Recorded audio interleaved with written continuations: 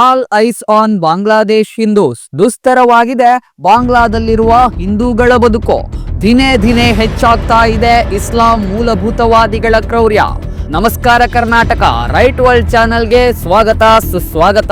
ನೀವಿನ್ನೂ ನಮ್ಮ channel subscribe ಮಾಡದಿದ್ರೆ ಈ ಕೂಡಲೇ ಸಬ್ಸ್ಕ್ರೈಬ್ ಮಾಡಿ, ಬೆಲ್ ಬಟನ್ ಕ್ಲಿಕ್ ಮಾಡಿ.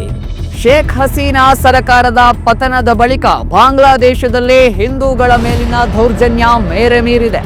ಇದೀಗ ಬಾಂಗ್ಲಾದ ಇಸ್ಕಾನ್ ಸಂತ ಚಿನ್ಮಯ್ ಕೃಷ್ಣದಾಸ್ ಬ್ರಹ್ಮಚಾರಿ ಅವರನ್ನು ದೇಶದ್ರೋಹದ ಆರೋಪದಡಿ ಸುಳ್ಳು ಮೊಕದ್ದಮೆ ದಾಖಲಿಸಿ ಜೈಲಿಗಟ್ಟಿದ್ದಲ್ಲದೆ ಇಸ್ಕಾನ್ ಅನ್ನು ಬ್ಯಾನ್ ಮಾಡುವುದಾಗಿ ಇಸ್ಲಾಂ ಮೂಲಭೂತವಾದಿಗಳು ಹೇಳಿದ್ದು ಪ್ರಸ್ತುತ ಭಾರೀ ಚರ್ಚೆಯಲ್ಲಿದೆ. ಹಾಗಿದ್ರೆ ಕೃಷ್ಣದಾಸ್ ಅವರನ್ನು ಜೈಲಿಗಟ್ಟಿದ್ದು ಯಾಕೆ? ಈ ಹಿಂದೆ ಹಿಂದೂಗಳ ಮೇಲೆ ನಿರಂತರ ದೌರ್ಜನ್ಯಗಳು ನಡೆಯುತ್ತಿದ್ದಾಗ ಸಂತ ಕೃಷ್ಣದಾಸ್ ಅವರ ನೇತೃತ್ವದಲ್ಲಿ ಬಾಂಗ್ಲಾದೇಶದಲ್ಲಿ ಪ್ರತಿಭಟನೆಗಳಾಗಿದ್ದವು. ರ್ಯಾಲಿಗಳ ಮೂಲಕ ಬಾಂಗ್ಲಾದೇಶದ ಎಲ್ಲ ಹಿಂದೂಗಳನ್ನು ಒಗ್ಗೂಡಿಸುವಲ್ಲಿ ಇವರು ಸಫಲರಾಗಿದ್ದರು. ಅದಕ್ಕಾಗಿ ಬಾಂಗ್ಲಾದೇಶ ಸಮ್ಮಿಲಿತ ಸನಾತನ ಜಾಗರಣ ವೇದಿಕೆಯನ್ನು ಸ್ಥಾಪಿಸಿದ್ದರು. ಸಹಜವಾಗಿಯೇ ಇದು ಬಾಂಗ್ಲಾದೇಶವನ್ನು ಇಸ್ಲಾಮಿಕ್ ರಾಷ್ಟ್ರವನ್ನಾಗಿಸಲು ಪ್ರಯತ್ನ ಮಾಡುತ್ತಿರುವ ಜಮಾತ್ ಇ ಇಸ್ಲಾಂಗೆ ಆತಂಕ ಹುಟ್ಟಿಸಿದೆ. ಅದಕ್ಕಾಗಿ ಈಗ ಹಿಂದೂಗಳ ಒಗ್ಗಟ್ಟನ್ನು ಮುರಿಯುವ ಸಲುವಾಗಿ ಸಂತ ಕೃಷ್ಣದಾಸ್ ಅವರ ಬಂಧನವಾಗಿದೆ.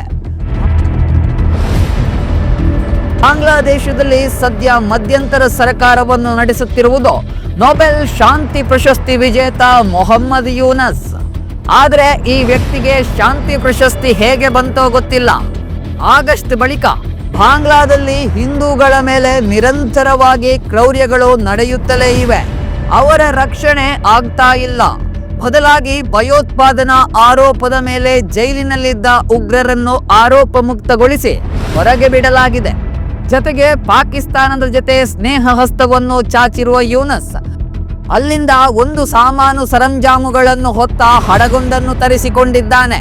ಹೀಗೆ ಪ್ರಚಲಿತದಲ್ಲಿರುವ ಬಾಂಗ್ಲಾ ಮಧ್ಯಂತರ ಸರ್ಕಾರ ಭಾರತದ ಮೇಲಿನ ದ್ವೇಷ ಮತ್ತು ಬಾಂಗ್ಲಾದೇಶದಲ್ಲಿರುವ ಹಿಂದೂಗಳ ಮೇಲಿನ ದೋಷವನ್ನು ಪ್ರತ್ಯಕ್ಷವಾಗಿ ತೋರಿಸ್ತಾ ಇದೆ.